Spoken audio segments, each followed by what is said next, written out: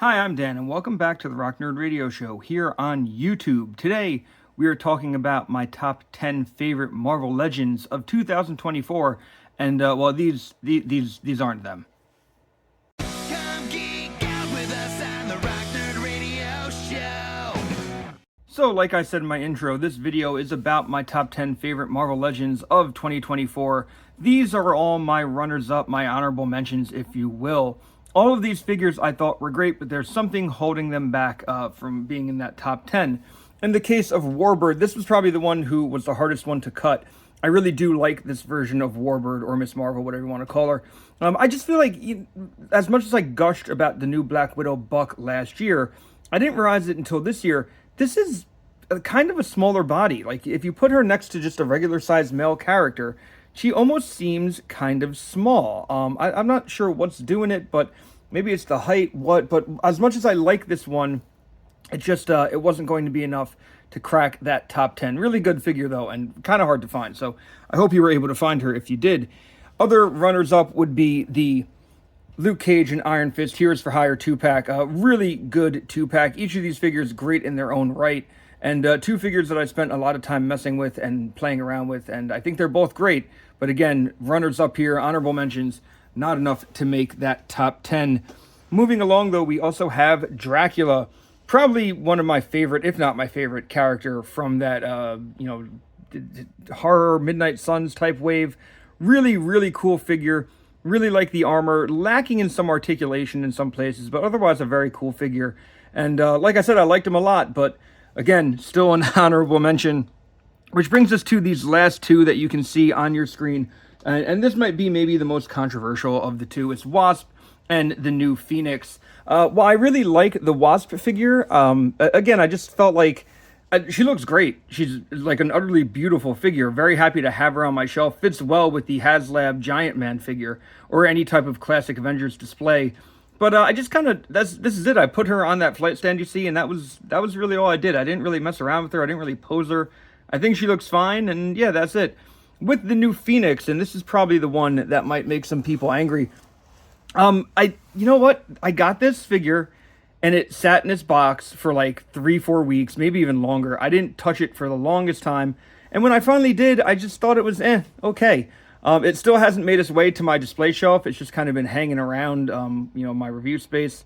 And like the base is cool. Maybe that's the selling point. The new updated Phoenix body is very nice, but I didn't like either of the heads this figure came with. In fact, I stuck the one of the 3-pack Toys R Us Dark Phoenix Cyclops 3-pack heads on here because I still like this head better. So like she looks cool.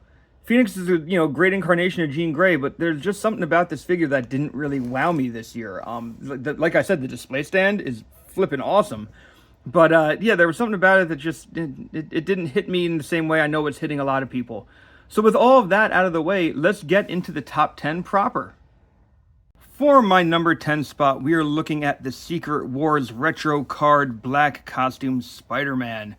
This ended up being a standout in that wave for me, and honestly, I kind of felt like a lot of Marvel Legends weren't really wowing me this year.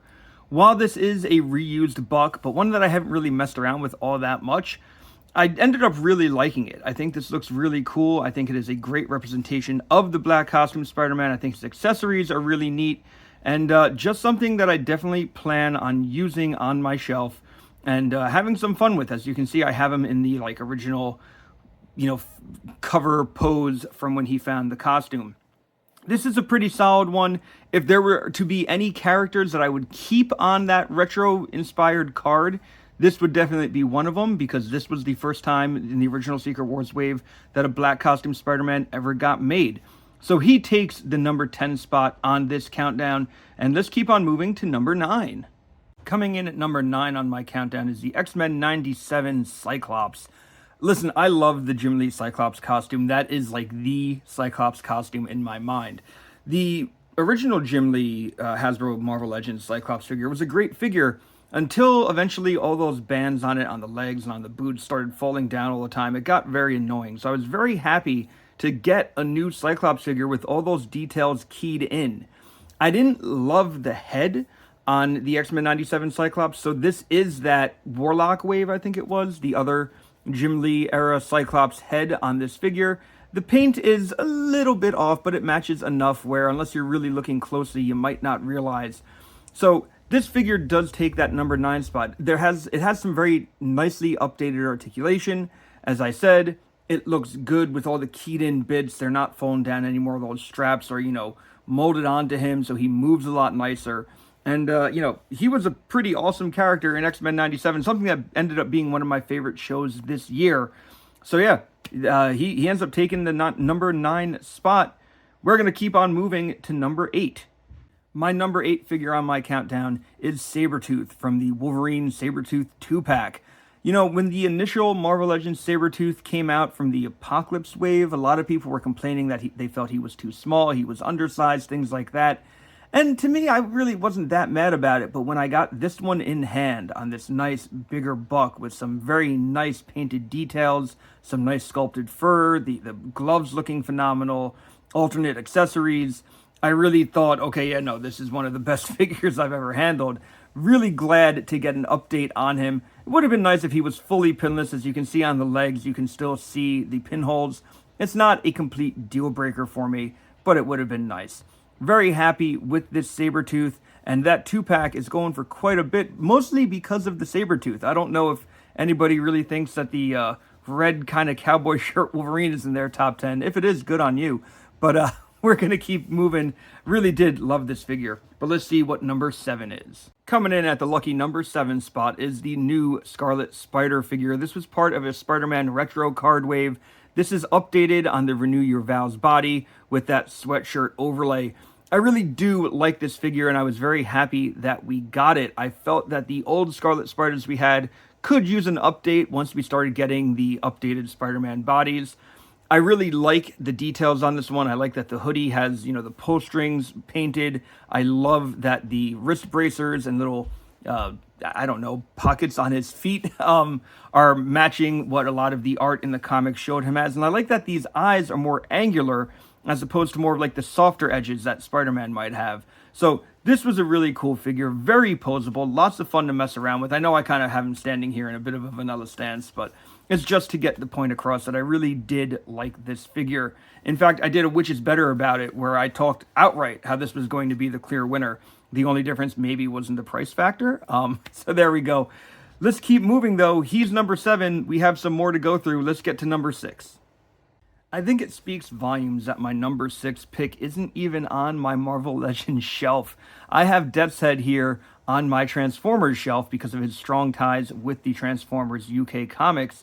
Granted, he was depicted in a different colorway in those comics, but until we get that, that's where this figure is going to stay. I also remember getting the Death's Head card originally as a kid in, first grade or kindergarten, and just thinking he was a cool looking figure. Never really reading all that many comics with him, but he was a cool figure. This cool character. This figure was available as a San Diego Comic-Con exclusive from Hasbro. I was glad I was able to pick him up. He really is a lot of fun. And like I said, he might not be sitting on my Marvel Legends shelf, but he is still a Marvel Legends figure. So he comes in at number 6. Just a lot of cool features. Once again, there's a lot of neat paint apps, a lot of sculpting choices, and a really cool cape, which if you take a close look at, you can see all the textured kind of fabric in there. So it is really a really cool one, and I hope that if you got this one, you enjoyed him as well. This was definitely a year for big, powerful Marvel Legends, and She-Hulk is no exception to that rule. She is number 5 on my list. This She-Hulk was so awesome when it came out, and still is awesome. I did wonder why it came out in an Iron Man retro card wave. I kept wondering if there would be a Hulk retro card wave at some point to homage that old Hulk toy line from the 90s. Maybe it could still happen. Who knows? Maybe those would be like more deluxe size figures or something. But this She-Hulk looks really, really good. Her articulation is on point. She has some really cool accessories, just in the fact that she has gripping hands like a gun that she could break in half. I already have a second one of these that I'm planning to use for a custom. I wouldn't be surprised if this gets re-released in a lot of other colors, maybe in a Fantastic Four costume, maybe in like a Jeff Johns era She-Hulk costume. This was a fantastically awesome figure, a sensational figure, you might say, and I was very, very happy with it. With so many Wolverine figures being released this year, it would only make sense that one of them would end up on this countdown. And the one that did is the Secret Wars Wolverine figure. Of course, this is that Secret Wars retro cardback wave, another candidate who I could potentially buy a second version of to leave on card to homage the original toy line. I really do love the original Secret Wars toy line of figures, and I really like this Wolverine. His colors are very bright, maybe brighter than what you're used to with the Wolverine getting, but that doesn't dissuade me from liking this thing any less. I want to say it has the same style claws as the X-Men 97 Wolverine, which is such a vast improvement over some of the past iterations of Wolverine claws that they've used. And out of all the Wolverines we've gotten this year, I think this is the standout. Maybe another one that could have been an honorable mention was the Astonishing X-Men Wolverine. But this one really just made me smile, made me very happy. It has some great paintwork, sculpting, alternate hands. The other head that it comes with looks fantastic. And I wouldn't mind if this was the Wolverine book they just keep using forever, because it really is that nice. So he takes the number 4 spot. Let's see what makes the top 3. Like I said with She-Hulk, we definitely had some big, muscular, heavy Marvel Legends that I thought were really awesome this year, and Odin is no exception to that. This thing is so big it barely fits in my review space on the turntable here. I really, really liked this figure. You know, the old Odin Build-A-Figure that we got he was skinny, he was tiny, he was kind of there because it was supposed to be another Build-A-Figure that they just included additional parts to make Odin with. This one is the real deal. It has some amazing paintwork, some great sculpting, and for being as big as he is pretty well articulated. He does move very nicely. Like I said, I kind of have him in a vanilla stance right now, but there are a lot of photos out there, if you just look online, of this figure in some great poses. If you are looking for a ruler of Asgard to command the forces of Asgard, this Odin is definitely going to be the one. I really, really like this figure. Very solid figure. So my number 3 pick, let's keep on moving. Coming in as my second favorite Marvel Legends of 2024, it is the Danny Ketch Ghost Rider and, of course, Hell Cycle set. Really, really loved this set. You know, if it were just the figure, he probably wouldn't have been on this countdown. But because he came with the bike, and the bike has these accessories where you can add like fire to the wheels and make it look like it's doing a pop a wheelie with some fire coming out of the bottom of it, really sold me on this. I've wanted a Danny Ketch Ghost Rider for a very long time. I had the original Toy Biz one for many years. I did sell it off a couple years ago. And I was always kind of hoping that the Hasbro team would give us a new updated Danny Ketch. My biggest problem with this figure is in his head, because the way Danny Ketch Ghost Rider was drawn, it was always kind of like a floating head engulfed in flame. And this is still very much that style that they do for the Johnny Blaze figures, where it's a skeleton, a skull on a skeletal spine that just has like flames as its hair. That'd be the one thing I would change, but it's not the biggest change. It clearly doesn't bother me enough if the figure made it all the way to number 2. But I still do feel like there was something that stood out above this figure. It might be personal preference, but let's see what my number 1 for 2024 is. Coming in at number 1 for 2024 is the Zabu Wave Cable. Look, Cable is my favorite X-Men character. He is one of my favorite Marvel characters, period. I really, really love this figure. I know this costume is more representative of like a fighting game than anything he wore in the comics, but it is close to something he wore in the comics. This was an awesome figure that I'm just so happy to get my hands on. I really like this figure. I like him so much that I actually bought him twice, and I've made a customized version of this Cable. So let's bring in my custom Cable here.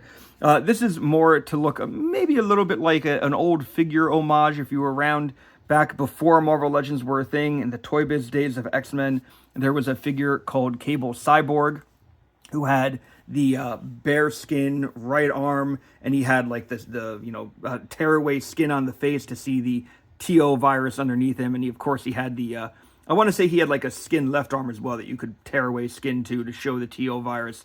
But this one almost looks a little more comic-y to me. Like I said, I like the figure so much I bought him twice. But yeah, this Cable is my number 1. I took a lot of photos of this Cable. I posed him out on my shelves a lot.